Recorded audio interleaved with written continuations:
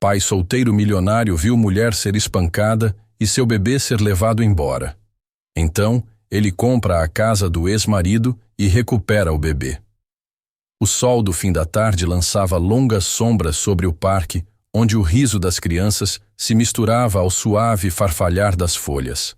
Paul Blake estava sentado em um banco perto do parquinho, tomando seu café enquanto observava seu filho de 6 anos, Finn, que corria alegremente atrás de uma bola de futebol pela grama, no momento em que Paul se virava para verificar o celular, enquanto um grito cortava o ar tranquilo. Não, por favor, não a leve. Uma voz feminina gritou. Paul levantou a cabeça bruscamente. Não muito longe da fonte, uma mulher de cabelos desgrenhados e bochechas manchadas de lágrimas estava sendo puxada para o chão por um homem de terno escuro. Agarrada ao outro braço do homem estava uma garotinha, de não mais de 4 anos, chorando e estendendo a mão para a mãe. Howard, pare! Você não pode fazer isso! A mulher soluçou, tentando se levantar. O homem a empurrou bruscamente para trás. As pessoas observavam de longe, mas não faziam nada. Paul se levantou rapidamente. Ei! Gritou ele, caminhando em direção a eles. Chega! O homem se virou, a raiva brilhando nos olhos. Fique fora disso. É um assunto de família. Paul pegou o celular. Parece agressão para mim. Devo chamar a polícia? O homem hesitou. Depois sibilou algo para a mulher antes de ir embora, furioso com a criança que ainda chorava. Mamãe. Mamãe. Paul ajoelhou-se ao lado da mulher, que tremia na grama. Você está bem? Ela o encarou com olhos arregalados e em pânico. Eles a levaram, sussurrou. Levaram minha filha. Paul a ajudou a se levantar com cuidado. Vamos te examinar no hospital. Depois que os hematomas no pulso foram tratados e a adrenalina passou, ela sentou-se calmamente ao lado dele na sala de espera. Seu nome era Layla. Sinto muito que você tenha visto isso, disse ela baixinho. Você não precisa se desculpar, respondeu Paul. Aquele homem, Howard, estava machucando você e sua filha. Ela assentiu lentamente. Então, como se abrisse uma comporta, sua voz falhou. Ele é meu ex-marido, um vereador, influente. Depois do divórcio, ele usou tudo o que tinha: dinheiro, poder e contatos para me pintar como instável. Ele fez uma avaliação psiquiátrica falsa contra mim. Fui internado à força em uma unidade prisional por 6 semanas. Quando saí, a custódia já tinha acabado. Paul a encarou, atordoado. Isso é criminoso. Ele fez parecer limpo. Legal. Eu nem tenho direito de visita. Ele alegou que sou um perigo para a Ava, mas não sou. Os olhos dela se encheram de lágrimas. Eu sou a mãe dela. Ela precisa de mim. Paul cerrou os dentes. Eu acredito em você. Layla olhou para ele, incerta. Você nem me conhece. Eu sei como é lutar pelo seu filho, disse Paul suavemente. A mãe de Finn morreu em um acidente. Os tribunais não achavam que um pai solteiro conseguiria lidar com isso. Eu tinha que provar meu valor a cada passo. O rosto de Layla se suavizou. Então você entende, mais do que você pensa, respondeu Paul. Ficaram em silêncio por um momento antes que ele acrescentasse. Deixe-me ajudar. Layla ergueu os olhos, assustada. Por que você faria isso? Porque ninguém mais faz isso. E porque nenhuma criança deveria ser arrancada de alguém que a ama de verdade. Layla enxugou os olhos. Só quero vê-la de novo, abraçá-la, dizer que não a abandonei. Paul assentiu. Vamos garantir que ela saiba. E naquele corredor, silencioso do hospital, algo mudou. Não apenas compaixão, mas um começo de justiça, de cura, de algo que nenhum dos dois esperava. Quando acordaram naquela manhã, sob a fraca luz do entardecer que se filtrava pela janela da casa de hóspedes, Layla estava sentada, encolhida, na beira do sofá, segurando uma xícara de chá quente que Paul havia preparado. Ela mal havia falado desde que chegaram, com o braço ainda tremendo devido aos acontecimentos no parque. Paul ficou parado na porta por um momento, observando, em silêncio, antes de entrar com um tom gentil e decidido. Você está segura? Aqui, disse ele baixinho, colocando um cobertor ao lado dela. Meu filho Finn está dormindo na casa principal. Ninguém sabe que você está aqui. Layla assentiu levemente, os lábios firmemente pressionados. Não sei como te agradecer, sussurrou ela após uma pausa. Você nem me conhecia. Não precisava ser conhecido, respondeu Paul, num tom firme, porém gentil. Você precisava de ajuda. Eles ficaram em silêncio por um tempo. O único som era o do vento batendo suavemente nas árvores lá fora. Mais tarde, naquela noite, quando a chuva começou a bater no telhado, Layla finalmente começou a falar. A voz dela era baixa, mas firme. Começou quando engravidei, disse ela. Howard era diferente naquela época. Encantadora, poderosa. Achei que estava segura. Ela deu uma risada amarga. Ele não queria uma filha. Queria um filho. Disse que as meninas eram fracas. Quando Ava nasceu, ele mal a segurou. Paul ouviu, com uma expressão indecifrável. Ele começou a me isolar, continuou Layla. Disse aos amigos que eu era instável. Me impediu de trabalhar. Aí começou o empurrão. Depois os hematomas. Quando tentei ir embora, ele disse que nenhum juiz acreditaria em mim, e ele estava certo. Ela enfiou a mão na bolsa e tirou. Uma foto desgastada de uma menina pequena com grandes olhos castanhos. A Ava era tudo o que eu tinha. E ele a levou. Disse que eu era louco. Paul se inclinou um pouco para a frente. Como ele convenceu o tribunal? Ele fingiu, ela disse. Pagou um médico. Eles me diagnosticaram com transtorno delirante. Uma audiência, 20 minutos, e ela se foi. Paul cerrou os dentes. Você sabe o nome do médico? Dr. Greaves, disse ela, com a voz afiada pela memória. Ele trabalhou com Howard em algum tipo de projeto para o Conselho de Saúde anos atrás. Paul fez uma anotação mental. Na manhã seguinte, enquanto Layla descansava, Paul fez algumas ligações discretas. Como capitalista de risco e pai. Solteiro. Ele tinha relacionamentos de longa data nos círculos financeiro e jurídico. Em poucas horas, ele teve a confirmação. O Dr. Peter Greaves já havia participado do conselho de um projeto de expansão de hospital financiado por doações, de campanha de Howard. Além disso, houve rumores de má conduta. Nada comprovado, nada formal. Paul recostou-se na cadeira, pensando. Naquela tarde, ele voltou para a casa de hóspedes com uma pasta na mão. Layla estava sentada na varanda, com a luz do sol refletindo em seus cabelos. Acho que você tinha razão, disse ele, oferecendo-lhe a pasta. Isso é só o começo. Mas já é alguma coisa. Ela abriu o arquivo e seus olhos se arregalaram. É ele, ela murmurou. Dr. Greaves. Paul apontou para uma seção destacada em vermelho. Eram pagamentos feitos por uma empresa de fachada ligada à antiga imobiliária, The Howard. Um deles foi para Greaves na semana anterior à sua audiência. As mãos de Layla tremiam. Paul olhou para ela em voz baixa. Ele acreditou no seu diagnóstico e eu vou te ajudar a provar. Lo. Ela o encarou, com lágrimas brotando nos olhos. Não de tristeza dessa vez, mas do choque de alguém finalmente acreditar nela. Você realmente quer dizer isso? Sussurrou ela. Eu quero, disse Paul simplesmente. E não vou parar até termos sua filha de volta. Paul nunca havia lidado com um tribunal de família antes, mas sabia reconhecer o cheiro da corrupção quando a encontrava. Depois de obter as provas do doutor à conexão de Greaves com Howard, fez com que ele não perdesse tempo contratando uma equipe jurídica com reputação de desmantelar manobras legais sujas. Ele explicou o caso a eles em frases concisas e objetivas, escondendo a fúria latente. Não se trata apenas de uma batalha pela custódia, disse ele. É sobre uma mulher privada de seus direitos e uma criança mantida longe de sua mãe por meio de mentiras e poder.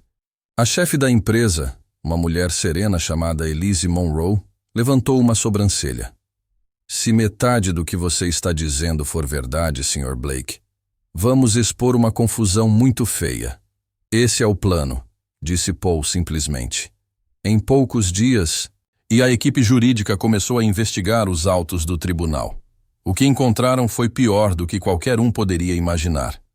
O advogado, originalmente designado para a defesa de Layla, havia se retirado repentinamente pouco antes da audiência de custódia, sendo substituído por um jovem associado cujos registros mostravam ter sido aprovado na OAB apenas 3 meses antes. Sua defesa foi tímida, quase como se tivesse sido planejada para fracassar.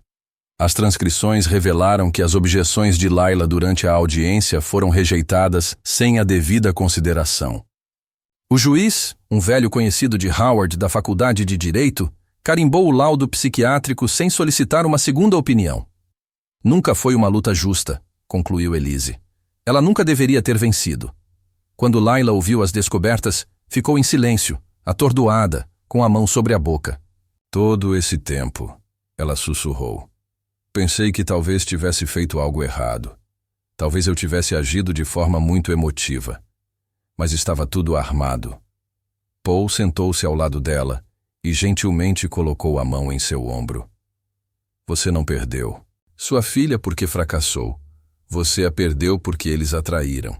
E agora nós lutamos. A equipe jurídica também começou a entrar em contato com funcionários da casa de Howard. A maioria se recusou a falar. Mas, após uma semana de buscas incansáveis, a equipe de Paul encontrou um nome que se destacou. Rosa Jimenez, governanta residente que havia saído poucos meses antes da audiência de custódia. Ela concordou em se encontrar com uma condição. Quero proteção, disse ela a Elise por uma linha telefônica segura. Ele tem amigos em posições importantes. Eu tenho 2 filhos. Não vou colocar! Luz em risco. Pronto, Elise garantiu a ela. Vamos apresentar uma cláusula de confidencialidade. Você testemunhará remotamente e sua identidade será mantida em sigilo na reunião. A voz de Rosa tremeu, mas suas memórias eram nítidas. Ele bateu nela, disse Rosa, mais de uma vez. Eu o vi empurrá-la a escada abaixo. Depois, disse à equipe que ela era desastrada. Ela chorava todas as noites. Ele a ameaçou. Disse que ela nunca mais veria o bebê. As mãos de Layla se fecharam com força. Obrigada por falar, disse ela. Você não sabe o que isso significa. A voz de Rosa suavizou. Lembro-me de você lendo para o seu bebê todas as manhãs. Lembro-me do amor. Foi isso que ficou comigo. O depoimento foi gravado, criptografado e submetido como parte do recurso que a equipe de Elise apresentou ao tribunal. Junto com ele, estavam documentos financeiros, transcrições e as evidências de fraude psiquiátrica vinculadas ao Dr. Greaves. Paul observou tudo se desenrolar, gerenciando a logística, o financiamento e as comunicações. Mas em silêncio.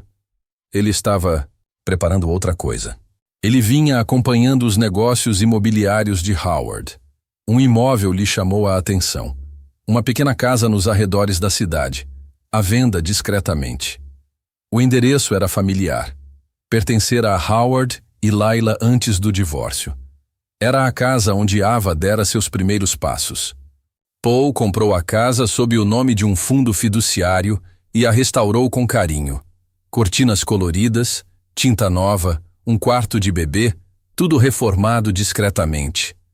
Ele não disse nada a Layla naquela noite, enquanto os documentos eram entregues e os tribunais marcavam uma audiência para reabrir o processo de custódia. Paul saiu para a casa de hóspedes, encontrou Layla sentada sob as estrelas e lhe entregou uma chave. O que é isso? Perguntou ela, intrigada. Um lugar só seu, ele disse. Um lugar para recomeçar. Seguro. Se as coisas ficarem difíceis, ninguém sabe que eu comprei. Nem mesmo o Howard. Layla olhou para a chave, em silêncio. A voz de Paul ficou mais baixa. Só um reforço. Só por precaução. Você e a Ava merecem um lar só seu. Os olhos dela se encheram de lágrimas. Ela não disse nada, mas deu um passo à frente e o abraçou forte, por um longo tempo e sem palavras. E naquele momento, algo entre eles mudou. Não apenas confiança, não apenas gratidão, mas o início de algo mais profundo. Algo não dito. O tribunal estava mais frio do que Layla se lembrava, não por causa da temperatura, mas por causa da tensão. Desta vez, porém, ela não estava sozinha. À sua direita, sentava Cielise, calma e imponente em seu terno azul, marinho sob medida. À sua esquerda, Paul Blake, com a mão levemente apoiada na mesa, um sinal silencioso de força. O juiz, um substituto imparcial trazido de outro condado devido a conflito de interesses, deu início à audiência. Estamos aqui para reexaminar a decisão sobre a custódia no caso de Layla Montgomery versus Howard Kane. Novas evidências foram apresentadas e podem alterar significativamente a decisão original. A equipe de Howard entrou com tudo. O advogado principal manteve-se confiante, proferindo uma declaração que retratava Layla como instável, errática e manipuladora. A senhora Montgomery tem um histórico comprovado de volatilidade emocional, começou o advogado. Sugerimos que ela esteja usando esses procedimentos como forma de punir o Sr. Kane, que proporcionou um lar estável e amoroso para sua filha.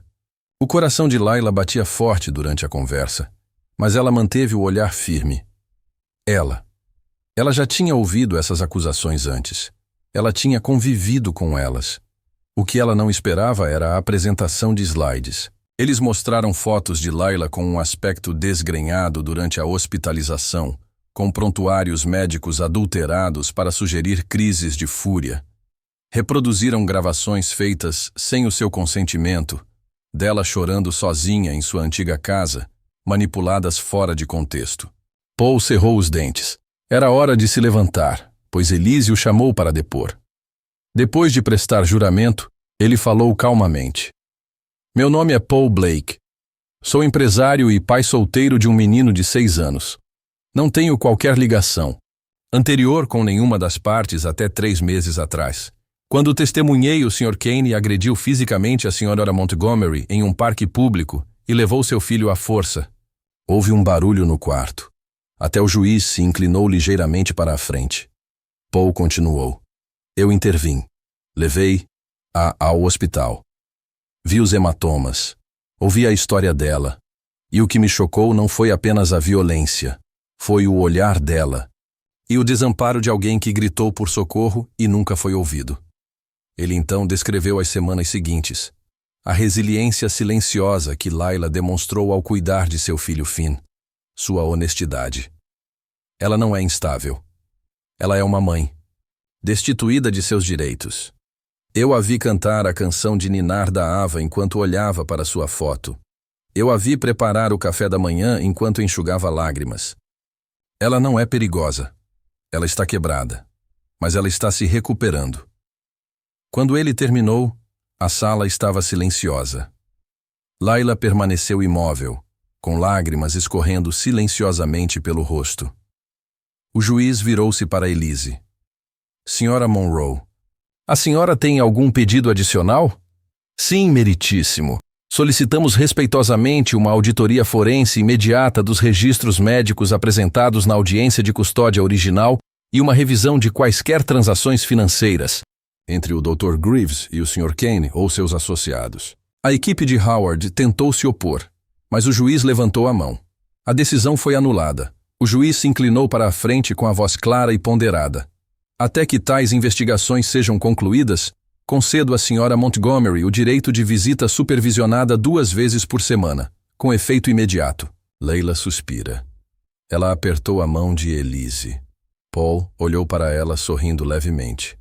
Howard ficou paralisado, com os olhos fixos em Layla, não com raiva, mas com a percepção de que seu controle estava desaparecendo. O juiz encerrou a sessão. O tribunal leva a sério a integridade do direito de família. Se houve manipulação, ela será descoberta. Isto não acabou.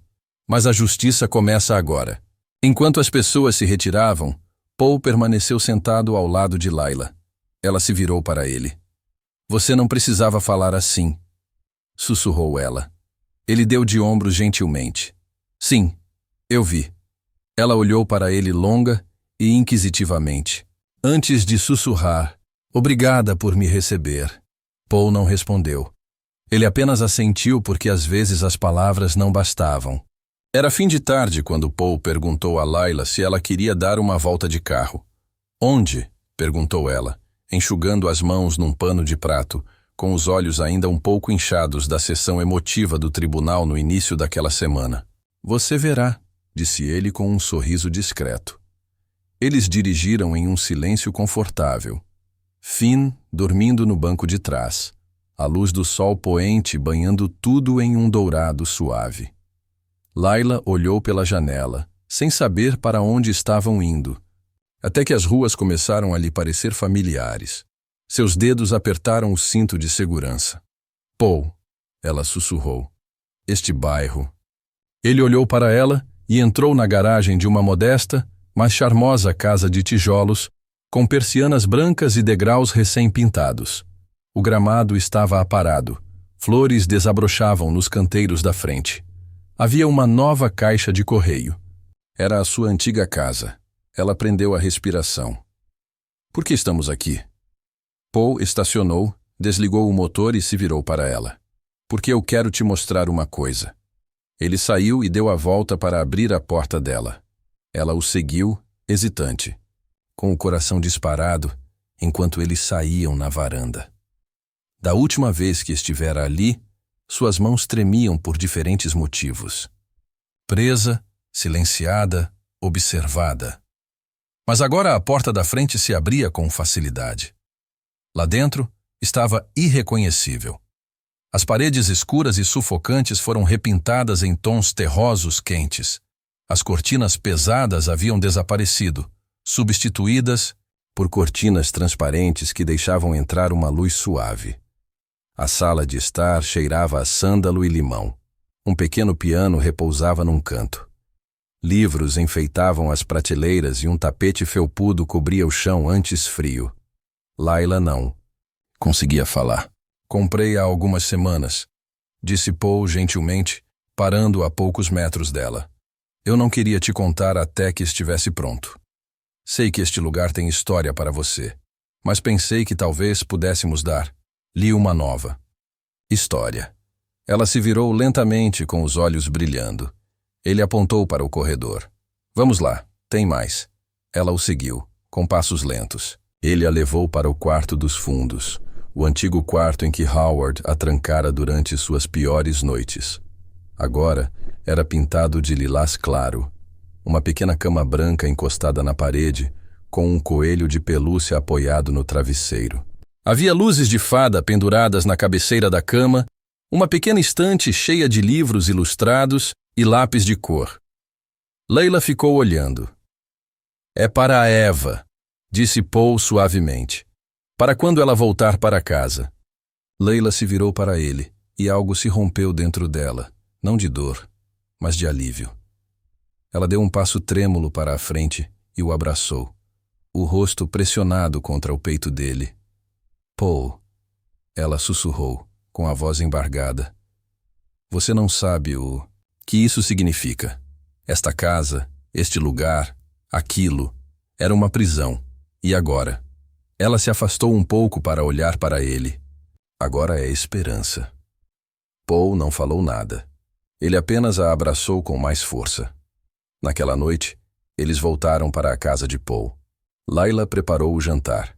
Frango com alecrim, purê de batatas e cenouras cozidas no vapor, enquanto Paul arrumava a mesa. E Finn, animado, coloria um desenho de uma família de super-heróis, insistindo que a mãe tinha poderes mágicos. Depois do jantar, eles se sentaram na sala de estar. Layla leu para Finn enquanto Paul limpava. Mais tarde, todos se aconchegaram para assistir a um filme, com Finn aninhado entre eles. Layla se viu rindo de verdade, pela primeira vez em anos. Mais tarde, naquela noite, quando Finn já Estava na cama e a casa já estava silenciosa. Paul trouxe uma xícara de chá de camomila para Layla. Sentaram-se na varanda, envoltos em suéteres leves, com as estrelas brilhando suavemente lá em cima. Não sei como te agradecer, disse Layla com a voz baixa. Por tudo. Paul olhou para ela, com olhos calorosos. Você não precisa. Não estou fazendo isso para ser agradecido. Então por quê? Ele hesitou por um momento. Depois disse suavemente. Porque eu acredito em você. E porque ninguém, nenhuma mulher, deveria ter que reconstruir a vida sozinha.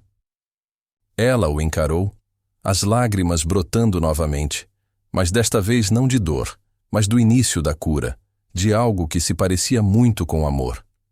E daquela noite em diante, Layla não apenas existiu ao lado de Paul. Ela começou a caminhar ao lado dele, não como alguém quebrado, mas como alguém que escolhe reconstruir um momento de bondade de cada vez. A sala do tribunal fervilhava de tensão quando Layla entrou ao lado de seu advogado, com passos firmes, mas o coração disparado. Paul seguiu atrás delas, calmo e concentrado, uma força silenciosa de apoio. As cadeiras estavam cheias de jornalistas, funcionários do tribunal e alguns curiosos que acompanhavam o caso de perto desde que as notícias sobre a má conduta de Howard Kane começaram a surgir. Do outro lado do corredor, Howard estava sentado com sua equipe jurídica, com o maxilar cerrado, o olhar evitando o de Layla.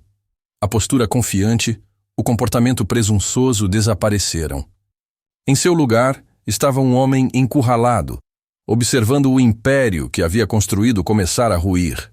O juiz entrou e todos se levantaram.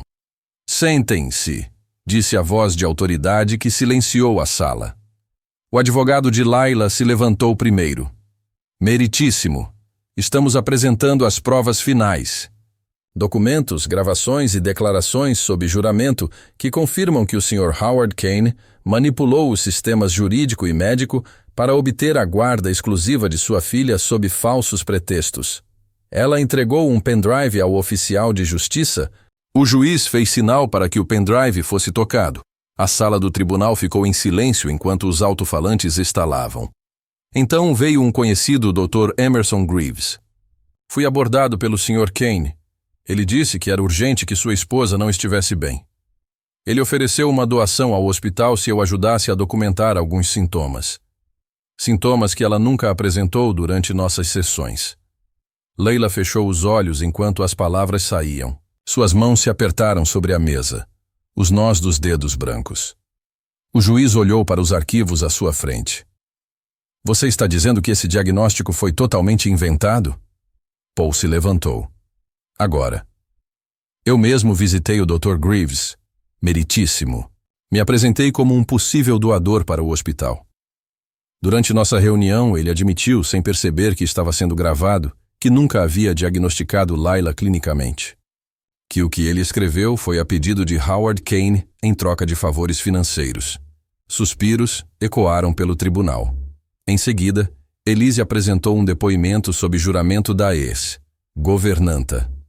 Vi o Sr. Kane bater nela. Eu a ouvi chorar naquela casa mais do que falar. Ela não estava instável. Ela estava presa. O juiz pareceu visivelmente perturbado. Sr. Kane, o senhor tem algo a dizer sobre essas alegações? O advogado de Howard começou a protestar, mas Howard se levantou abruptamente. É mentira. Tudo isso. Ela está manipulando o tribunal agora. Chega. O martelo do juiz bateu uma vez. O senhor terá a sua vez, Sr. Kane. Mas a compostura de Howard havia se rompido. Ele continuou resmungando baixinho enquanto seu advogado tentava acalmar. Lou. A máscara estava caindo. Após um silêncio tenso, o juiz se inclinou para a frente. Com base nas evidências contundentes e na credibilidade das testemunhas, o tribunal conclui que a decisão anterior sobre a custódia foi tomada em circunstâncias fraudulentas e de ética do desemprego. Layla prendeu a respiração. Ava. Kane será imediatamente colocada sob a custódia primária de sua mãe, Layla Rose. Sr. Howard Kane está proibido de contatar a criança ou a mãe, direta ou indiretamente até nova análise. Uma investigação criminal por abuso de poder, suborno e falsificação de documentos será iniciada imediatamente. O martelo bateu novamente. Estava feito. Layla olhou para o banco em silêncio, atordoada. Então, suas mãos voaram para a boca enquanto as lágrimas escorriam pelo seu rosto. O advogado dela colocou a mão firme em seu ombro, mas foi Paul quem se aproximou, ajoelhando-se ao lado da cadeira. Você conseguiu, ele sussurrou. Não, ela disse, com a voz trêmula. Sim, sim. Do lado de fora do tribunal, uma leve garoa começou a cair. O céu estava cinzento, mas Layla não sentiu seu peso. Não mais. Ao chegarem aos degraus, uma voz suave chamou. Mamãe. Layla se virou no momento em que Ava corria pela chuva, com os braços abertos e os cachos balançando. Layla largou a bolsa e caiu de joelhos, abraçando a filha trêmula. Senti tanto a sua falta. Ava chorou em seu ombro. Disseram que eu não conseguia te ver. Estou aqui agora, querida. Layla sussurrou em seu cabelo. E eu não vou a lugar nenhum.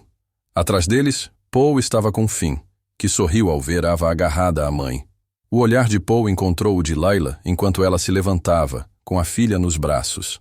Não sei como te agradecer, disse Layla suavemente, caminhando em sua direção. Ninguém nunca me defendeu como você fez. Você não precisava ser salva, disse Paul gentilmente. Você só precisava de alguém que a visse. Ela o encarou, por um longo momento. Pois bem, agora sim, vejo você, Paul.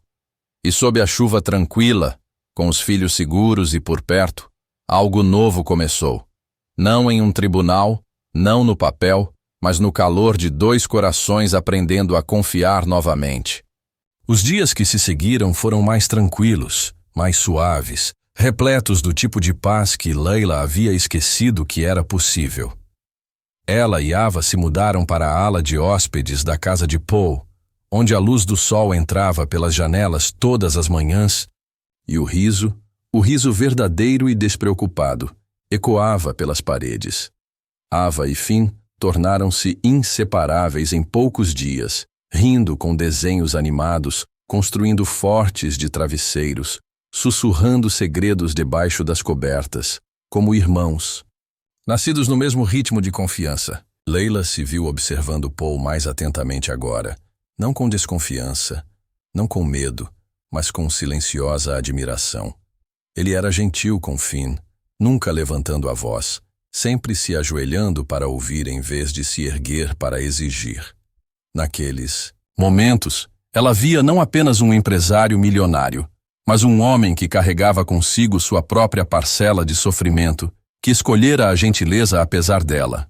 Numa tarde fresca de sábado, Paul sugeriu um piquenique na trilha da floresta próxima, só os dois. Layla hesitou, mas Finn e Ava ficaram felizes em passar o dia com a irmã de Paul, e algo dentro dela ansiava pela tranquilidade da natureza, pela segurança do céu aberto. Caminharam em silêncio por um tempo, a trilha serpenteando por entre folhas douradas e árvores sussurrantes. Finalmente, encontraram uma pequena clareira perto de um riacho de águas calmas, onde Paul preparou uma pasta simples, sanduíches, maçãs, cidra quente e garrafas térmicas. Sentados em um cobertor, Layla sorriu, seus olhos observando a luz dançar na superfície da água. Quando eu era pequena, ela disse suavemente, eu sonhava em ser professora de jardim de infância. Eu adorava da ideia de cadeirinhas. Ora, da história, papel cartão, artesanato. Paul se virou para ela, atento. O que te impediu? Ela olhou para baixo, os dedos roçando a borda da xícara. Vida. Casei muito jovem, ele disse. Era um sonho bobo, que eu deveria ficar em casa. E acabei acreditando nele. Paul não se apressou em preencher o silêncio. Ele deixou que isso se acomodasse como um fardo compartilhado entre eles. Mais tarde naquela noite, quando voltaram para casa, Layla colocou Ava na cama e beijou sua testa. Ao apagar o abajur, ouviu Ava sussurrar: "Mamãe, eu gosto daqui. Podemos ficar para... sempre?" Leila sentiu um nó na garganta. "Ficaremos o tempo que quiserem, querida." Mas ela não sabia que Paul já tinha começado a preparar algo. Silenciosamente, com cuidado, com o tipo de intenção que dizia mais do que palavras jamais poderiam. Ele contatou um arquiteto, autoridades locais, e em poucas semanas iniciou o processo de conversão de uma de suas propriedades abandonadas em um centro comunitário de aprendizagem, não apenas para Laila, mas para mães como ela, mulheres que haviam sido rejeitadas, deixadas de lado, silenciadas. Ele batizou a propriedade com o nome da falecida mãe de Laila, Helena. No dia da inauguração, Paul levou Laila até o local sob o pretexto de visitar um novo projeto. Quando chegaram, ela piscou, confusa e depois maravilhada. O prédio era simples, mas aconchegante, com murais pintados por artistas locais, estantes de livros do tamanho de crianças e um jardim de flores silvestres. Em frente à entrada, havia uma placa de bronze. Laila se aproximou para ler. Para as mães que foram destruídas e os homens fortes o suficiente para apoiar, Las. Ela ofegou, levando as mãos à boca. Paul se pôs ao seu lado, quieto, mas firme. "Você disse uma vez que achava que não tinha mais nada para dar, mas você dá todos os dias, Laila. Para a Ava, para o fim, para mim. Eu queria que este lugar te lembrasse que seu sonho nunca morreu. Estava só esperando para voltar para casa." Lágrimas brotaram nos olhos de Laila e, sem hesitar, ela se virou e abraçou Paul. Por um momento, ficaram ali, o mundo prendendo a respiração. Então ela se afastou, com a voz trêmula. "Ninguém nunca me viu assim antes." Paul sorriu, enxugando uma lágrima do rosto dela. "Eu te vejo e não vou a lugar nenhum." O beijo deles foi suave, sem alarde, sem fogos de artifício, apenas calor, apenas a verdade, apenas o começo de algo que nenhum dos dois ousara esperar, mas que ambos esperavam o tempo todo. Um ano se passou e o mundo parecia muito diferente para os quatro. A casa perto da floresta, outrora o refúgio tranquilo de Paul, tornara-se um verdadeiro lar. De manhã, o som de pezinhos ecoava pelos corredores enquanto Ava e Finn corriam, atrás um do outro até a mesa do café da manhã. O ar cheirava a torrada com canela e café fresco. Havia pinturas a dedo na geladeira, sapatos enlameados perto da porta e canções de ninar suaves cantadas à noite enquanto duas crianças adormeciam sob o mesmo teto. Paul e Leila haviam cofundado uma organização chamada Mães com Voz. Era mais do que uma instituição de caridade. Foi um movimento, um espaço onde mulheres que antes eram silenciadas encontraram coragem para falar, reconstruir, se erguer. Laila liderou com compaixão sua história, empoderando outras. Paul usou seus recursos e rede para construir abrigos, financiar equipes jurídicas e pressionar por mudanças políticas reais. Os dias deles eram cheios. Visitas ao tribunal, buscas na escola, e-mails tarde da noite, mas nunca cheios demais um para o outro. Em momentos roubados e tranquilos, eles tomavam chá na varanda, sussurravam sonhos sob as estrelas, riam do suco derramado e das negociações na hora de dormir. Num fim de tarde, enquanto caía uma chuva fina, Paul estava com Laila sob a varanda coberta. As crianças cochilavam. O mundo silenciou. "Eu costumava ter pavor dos dias chuvosos", disse Laila, abraçando o suéter com força. "Eles me lembravam de quando tudo parecia pesado." Paul enfiou a mão no bolso e tirou uma caixinha de veludo. "Então talvez seja a hora de reescrever o significado dos dias chuvosos." Ela prendeu a respiração. Ele abriu a caixa e revelou um simples anel de ouro, sem diamantes, sem brilho, apenas algo caloroso e significativo. "Não quero uma vida perfeita", disse ele. Quero essa vida com você, com nossos filhos, com o caos e a calma. Quer se casar comigo, Layla? Ela não. Disse nada a princípio, apenas assentiu, os olhos brilhando de uma alegria silenciosa. Então, sussurrou. Sim, 1000 vezes sim. Naquela noite, contaram as crianças durante o jantar. Finn engasgou e bateu palmas. Ava sorriu timidamente e perguntou: Isso significa que todos teremos o mesmo sobrenome? Paul riu baixinho. Só se você quiser, querida. A casa se encheu de risos. Mais tarde, naquela noite, sob o suave brilho amarelo do abajur da sala de jantar, os 4 sentaram-se ao redor da mesa. A refeição era simples. Frango assado, purê de batatas, ervilhas. Mas tinha gosto de festa. Finn derramou o suco. Ava riu. Layla encostou a cabeça no ombro de Paul. Na parede atrás deles, havia uma foto emoldurada tirada apenas algumas semanas antes. Mostrava os 4 sentados em uma toalha de piquenique. O braço de Finn estava em volta de Eva, ambos sorrindo. Layla estava no meio da risada. Paul a abraçava, com o olhar suave. Nenhum sangue compartilhado, mas todo o resto, esperança, cura e escolha eram suas. Abaixo da foto, em letras delicadas, uma pequena placa dizia: Não podemos mudar o passado, mas o amor e a justiça podem reescrever o resto. E foi exatamente isso que eles fizeram.